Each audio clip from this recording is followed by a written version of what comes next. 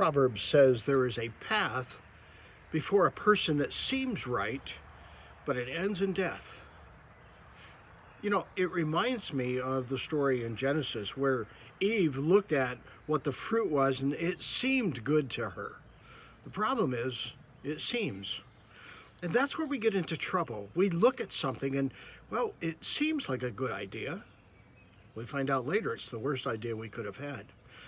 David looked over the terrace and saw Bathsheba, and it seemed good to him to call her to his place. It wasn't a good idea. And you see, the problem we get into is that we think. Psalm 1 says, "Blessed is the man who does not walk in the counsel of the ungodly, but takes his delight in the law of the Lord."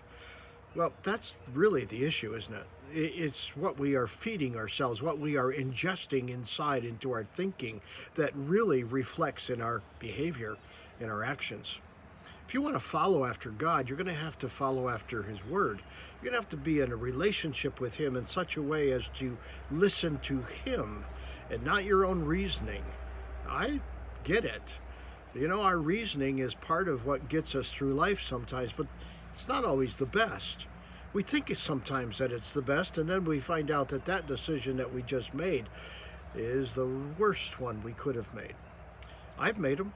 I've made dumb decisions. I've made foolish decisions because they seemed right at the moment.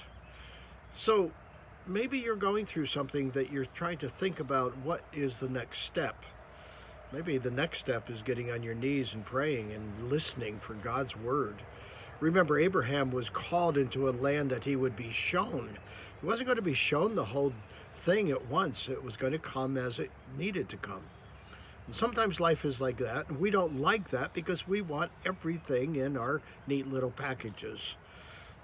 So, the question that I want you to think about today is, where are you on this path of life? Are you doing what seems good, or are you waiting on God to show you what is good? Think about that. Hey, until next time, God bless.